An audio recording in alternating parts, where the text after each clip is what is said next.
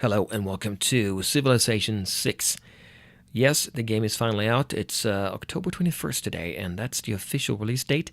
I had access to it yesterday. I played the tutorial. It's pretty good, by the way. If you have not played a Civ game before, certainly go ahead and do that. And also, it does provide some information about the new features in Civ 6. Not really everything, I think. I didn't play the whole thing, but it kind of stopped halfway through. You're more or less on your own. But anyway, let's go ahead and take a look at this particular Let's Play. Hopefully there will be many more. So let's go straight into Advanced Setup. And you already know what I'm going to pick for my leader. You've read the description below, but it's going to be Gilgamesh, the Sumerian. Well, actually, let's hover over him here, and let's take a look at his benefits here, his advantages. First of all, we get epic quests. Listen to this. It's pretty cool. When you capture a barbarian outpost, receive a tribal village reward in addition to the usual gold. Now that is pretty darn good, because if we're out there attacking barbarians and taking over the outposts, we're going to get much more benefit out of that than anybody else. Pay half the usual cost to levy city-state units. So if we are in charge, if we're the most influential of a city-state, for a city-state, so we're called I think they call it the suzerain, then we can get control of their units at half the price that anybody else would have to pay. Secondly, we have the Adventures of Enkidu. May declare war on anyone at war with our allies, without warmonger penalties. When at war with a common foe, Sumeria and their allies share pillage rewards and share combat experience gains if within 5 tiles. So that is very warlike, obviously. We're going to have to go to war to take advantage of this. And then we have a war cart unit on top of that. A Sumerian unique ancient era unit. Stronger than all other starting units. So it's a starting unit as well. And it has no penalties against cavalry units and 4 movements if we start in open terrain. Now that is fantastic, because the warrior has 2 movement points and the scout has 3. We get 4 with this one. And then we have finally a building here, a ziggurat. Unlocks the builder ability to construct a ziggurat unique to Sumeria. So we can construct that outside the city. It gives us 2 science, and then I think it means +1 culture if we're next to a river. But you get 2 science regardless, maybe? I don't know. I haven't really, obviously, played the game that much, and certainly not Gilgamesh. So I don't know. But we cannot build it on hills regardless. Well, that's Gilgamesh. Let's take a look at the options for the map. Prince is the default. Nobody gets any advantages. I kicked off a game on deity, as I told you, but that was hard. So I think I start on King for this very first Let's Play. Let's do that. And game speed, let's keep it at standard. Maybe in the future I'll go down to epic. That is that was a good speed for Civ 5 at least. But standard speed right now. Map, continents, no, I think I want to go with Pangea. And the reason for that is I want to make sure we are all on the same continent. And I can meet everybody. And we still have the ocean and some islands around it. If you do continents, you might end up in a much smaller landmass, and it's, just you and 1 or 2 other civilizations there. Let's go with Pangea. That tends to be a little bit harder too, I think. At least in Civ 5. And then map size. I'll go with standard for now for this one. We might increase it later. That means we're going to have 7 AI opponents here. Anything else? No, I'm going to leave it the same, the standard. The resources is tempting to go to sparse. Fewer things. You have to compete. You have to compete over more of these than everybody has access to everything. But let's go with standard for now. Maybe a future Let's Play we'll modify that. And I'm going to keep the normal victory conditions, including score victory. I don't really like that one, but I like to see the score. So what I'm going to do is I'm going to say limit turns, custom, and let's put that to a really high number. Like 800 maybe. The game's not going to last that long, but let's do that, and then we can see the score at least. We're going to have barbarians, we're going to have tribal villages, and that's all we can do. Here's the random seed for the game and for the map if you want to follow along, and that's it. Let's kick off the game. From the first stirrings of life beneath water to the great beasts of the Stone Age, To man taking his first upright steps, you have come far. Now begins your greatest quest. From this early cradle of civilization on towards the stars. Much rests upon your shoulders, King Gilgamesh. Your own people, and many people of the world, look to you as a leader. But you are more than a mere man, and the weight of the world will never cause you to waver. Encourage the people of Sumer to settle the fertile lands along rivers, and be sure to choose your allies carefully, for there will be many vying for a piece of your strength. Venture forth, for it is time to begin your epic tale. Indeed it is. And that was Sean Bean, by the way. He does a good job as the narrator here, I think. Really great. Alright, we already know these adventures of Enkidu and everything else. Well, we know it as much as we can anyway. Let's go ahead and start the game. And there we are. Alright, remember that ziggurat? Can't be built on hills. It looks like an awful lot of hills here next to a river. I'm not going to be able to build out here. Let's first of all toggle the strategy view. I like this view here to get a quick view of what kind of resources we have around us. Well, these are hexes, as you can see, but they're kind of a little bit different. It's kind of cool, actually. So there are mountains here. Mountains are good for science. We'll see about that with districts later on. What do we have next to us? Sheep. That's a bonus resource. Okay. We need animal husbandry for that. Here we have spices. That's a luxury one. Okay. That is good. And down here we have furs. A luxury. So we have two. 1, 2, 3. Yeah, we can reach this one and that one. And then over here we have rice. A bonus as well. And then a couple mountains, rivers. We're next to a river, which is really good. You get more housing. You know, your maximum population can be higher here on a river. Next to a mountain is not bad. Yeah, I'd say we go with this one. But before we do that, let's pick our warrior here. And where do we go with him? Well, unlike Civ 5, you have to have the full movement cost required left for your unit in order to move into a hex. So it's going to cost us 2. We can't go any further. I think I might sneak around here. That's a good sound. That means we've found a tribal village. Right over there. That is going to be good. We're going to go up and check that out. Now, notice here, the rice doesn't need anything. We can just send a builder, not a worker, builder out there and build a farm, I think. And there's a river there, too. That's pretty good. All right, so here we are with our settler, and we have to decide, do we go anywhere, or do we settle on the spot? I think we're going to settle on the spot. Let's not linger. Let's do that. And here is Uruk, the capital of Sumeria. All right, as you can see, we have these tiles around us. So let's take a look at the yield icons. Ooh, look at the spices. That is fantastic. 4 food and 2 production. Over here we have sheep. Already is giving us 3 food and 1 production there. It's a good spot, right? We get a lot of production here already. And a lot of food. Yeah, this is good. So, speaking of production, let's go ahead and take a look at that. So, looking at Uruk here, what can we do? Well, remember our special unit? Here's the war cart. Looking at the warrior, first of all. The warrior is of type melee. That's important. When you promote them, they go to a different path as far as their upgrades. As far as their, upgrades, you know, their improvements. So he's a melee, costs 40, and his strength is 20, movement points 2. No upkeep, notice that, that's pretty good.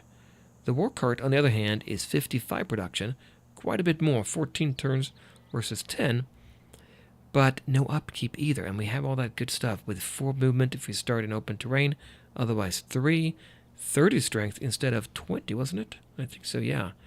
That's a heavy cav unit. But no penalty against anti-cavalry units. That's pretty good. And then we have a couple more units we can get. The Scout, 30 production. The Warrior was 40. So it's only 8 turns to get him out there. 3 in movement, that's good. And we also have a Slinger, a ranged unit, only a range of 1. But might be good to get one of those as well. So what do we get here? First of all, we can also get the monument, by the way, more culture right off the bat. But I think I'm going to go for a scout. Overall good, because it only takes 8 turns versus 14 for the war cart. Let's get one scout out there at least. So that is the production in Uruk. Now we have, obviously, as usual for Civ games, the tech tree. We also have the civic tree. We'll look at that when, well, in about 15 turns once we get Code of Laws. See what that means. For now, let's look at our tech tree. It looks pretty nice here. There's a lot to it, as you can see. Let's go all the way back to the beginning.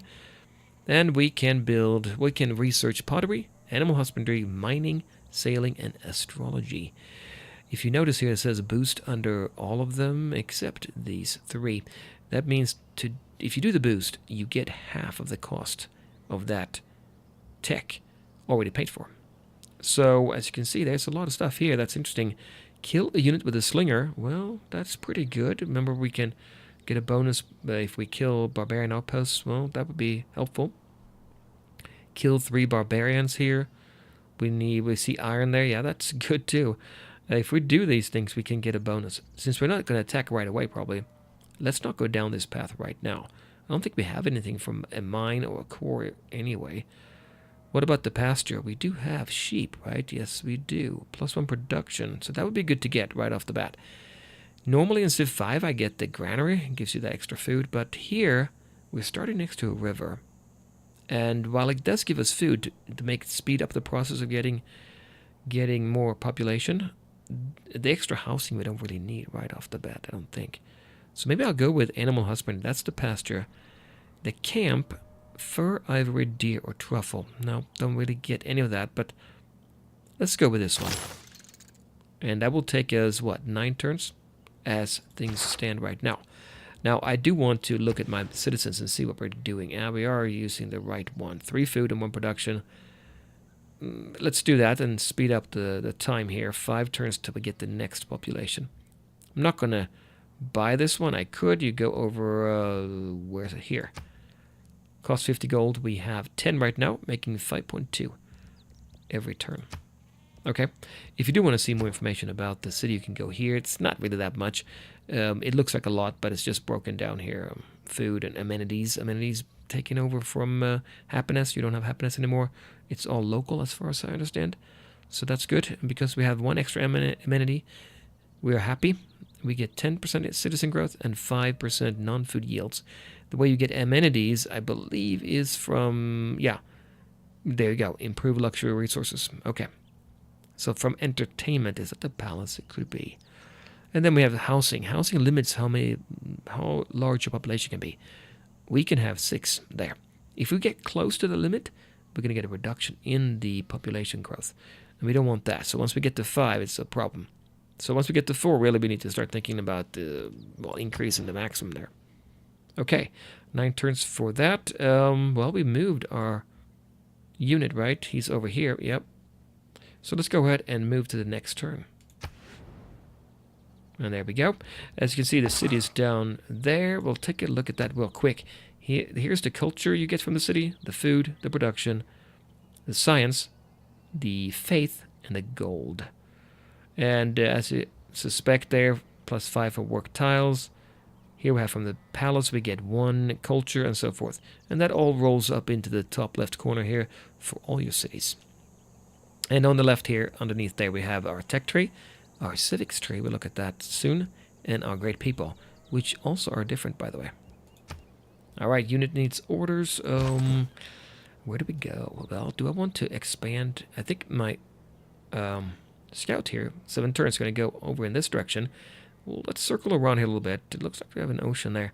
And then come back this way. So we have kind of scouted out this area around Uruk on the southwest side, at least. Maybe we'll go over here. Well, yeah, let's go over here. Oh, there we go. What did we get? Having discovered another continent. What's up with that? It's the same continent. Nope. We did discover another continent. Let's take a look at that. There is what they call lens modes here. And if we look at the continent there. So, Amasia is where we started. And down here is Sumeria. And that would be this one here? Yeah, it would be. So Sumeria is here and Asia is here. So think of that as Europe and Asia share the same landmass, but it's still a different continent. And that was important because we got a boost out of it. Let's take a look what that actually means. Which one was it? I'm not even sure. Remember, what I'm looking for here is looking to see if this is lit up. It was a tech boost, wasn't it? I don't see it now. Maybe it wasn't. Maybe it was a civic boost. Foreign trade, it was. So we'll go into this more later, but now we're halfway done with that already. Once we get Code of Laws, we'll probably head on down to foreign trade. Okay, so that is that. Well, that's okay. New continent. It just switches to map mode for you. Good enough. And let's go with the next turn. By the way, barbarians can be pretty crazy in this game as far as I understand it. And what I saw in my test game, you got to be careful. Got to be on your toes. Let's go ahead and turn off the yields maybe. Oh, we have a horse here. Oh, wait a minute. I forgot about the tribal village. We need to go over there and get it. Let's do that. Yep. All right. Yeah, the game looks really, really nice. I feel it's better than Civ 5 was when Civ 5 was first released, at least, right? So even if it's going to have a few rough edges, I'm sure it will. I have high hopes of this becoming the best version of Civilization. Anyway, let's move on to there. 40 gold. It looked like we got 65 now. That's good because we can buy in our city here. Well, not yet, but soon. Soon we can do that. Production, we're getting a well, we're getting our scout down here. It's going to be 5 more turns before we get that out there. And that's really all I can do. 6 more turns till we get animal husbandry. All right, so I think I want to head on. Is this a lake? Yeah, it's a lake. Let's go around this lake then. Ah, sugar luxury here too. So lakes will give us fresh water, I think. Let's take a look at the settler mode. So anything in dark green is good, fresh water, and coastal is +1. And then no water is these here. So this is pretty decent actually around this lake. And let's move right along. 1 more turn till we grow population. There we go. 7 turns till the next one. Let's take a look at that then. Manage citizens. We jumped in here. Yep, that makes sense to me. Let's keep it there. So now we should be done quicker. 2 turns, I think, because we got that the 2 production there. Good news for us. I think the next thing, maybe we'll get that war card and see if we can locate any barbarians and take them out. In this version of Civilization, you got to be careful. Barbarians send out scouts, and if they find your city, they're going to run back home, and they're going to bring back a raid. Reconnaissance units like scouts are unique in that they can gain experience by exploring and discovering parts of the world. That's right, they can, most definitely. Here we have some stone. I'm going to circle the lake, I think, here. And there's tobacco. You know what? This is a pretty nice area. Look at that. Sugar, tobacco, fresh water, and horses. Which, by the way, I don't think I mentioned it, but if you go to Uruk here, go down to housing. We have 2 right now, as you can see here.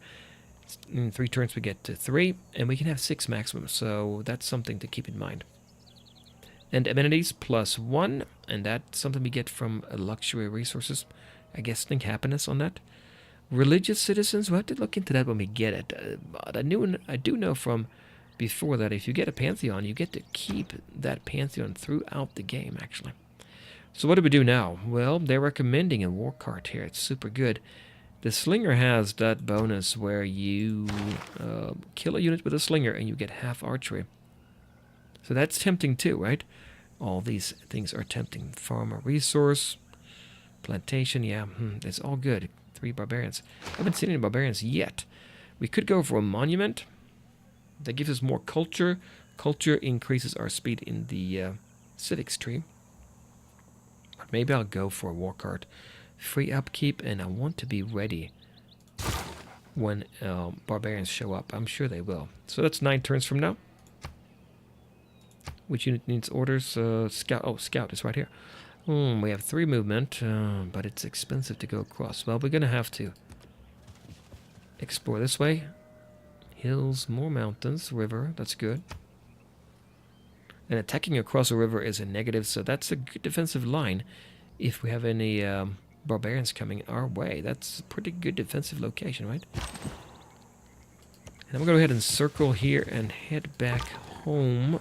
Oh, yeah, head back home soon. Wait a minute, can we reach it? 1, 2, 3. No, we can't. Well, he's 4 away. We'll see if we can... I don't know if you can reach that for purposes of having that luxury. Well, we have 1 already down here, so it's not that important anyway. 8 more turns for the war cart. I am fond of pigs. Dogs look up to us. Cats look down on us. Pigs treat us as equals. Very nice. We get the pasture, and the pasture we can use right away. We have the sheep, right? I think we did anyway. This one, the camp, we don't have anything there directly, but it's good. It's not bad to have that. Very slow going here, because it's all these hills. His 3 movement we really can't take advantage of. He has 1 left, see that? Can't go anywhere. Choose research. Well, before we do that, let's go ahead and go... That's going to take up all his movement. We'll go there then. Yep. And now research. Wait. Yeah, just completed animal husbandry. That's right. Yeah, we did that. So let's go here. So now we can go down to archery. So if we go down this way, we're gonna miss out on this. Kill a unit with a slinger. But I don't think I need to go this way anyway right now. Do we have anything with sailing? No, we don't. So we don't have to worry about that. We could go for astrology. Find a natural wonder. We might find that. So maybe it's better to focus on these first couple things before we go on to this here. Like, meet another civilization. Well, that's pretty likely, right? So maybe we'll go for pottery first anyway. Allows harvesting of wheat and... harvesting of wheat and rice. Harvesting is when you take the resource and use it up, basically, for a big increase in... I guess for rice it would be food. I'm not 100% sure. I haven't actually used it, so... Not that I intend to use it right away anyway. Oh, we do have fur here. 1, 2, 3. Wait a minute. So here, fur. Yeah, this is it. We can do that. Unlocks the builder ability. Can start camps. That was good. Okay. So it was really excellent, actually. Here we have irrigation. And, yeah, irrigation. Let's see. There. To boost farmer resource. If we send out a builder from the city of Uruk to here and farm that, well, farm any resource, I guess. We can do it here, right? We can build a pasture on there. I think so. That would count for it. And if we do that, then we get half of irrigation paid for, and then we're even closer to getting that. So, okay. Builder should be on our list of things to build quickly. 7 turns for the war cart. Maybe after that I'll do a builder. There's more to keep track of in the game here than I think in Civ 5 right off the bat. So it's easy to forget all the things you want to do. Cattle, a bonus resource as well. What about cattle? Is it a pasture? I imagine it is. Yes, cattle, sheep, or horses. Don't see any horses here, right? We'll head on in here. Alright, where do we go from here? Do I want to swing around here? Maybe I do, because it looks like it might be easier to move here. Woodsmith. Only 1 hex per turn there. And we're now on turn 12, 3560 BC. Yeah, I'm going to have to cross over here, I think.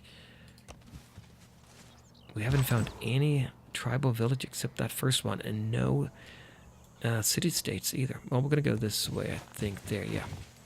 All right, and that's the year 3560. We will continue next time with more from Civ 6 and Sumeria. Join me then. Bye, guys. Hey guys, this is Time and Tactics. Thank you very much for watching the video. It sure helps me out a lot. If you'd like, go ahead and hit that subscribe button and or that like, and I will see you in the next video.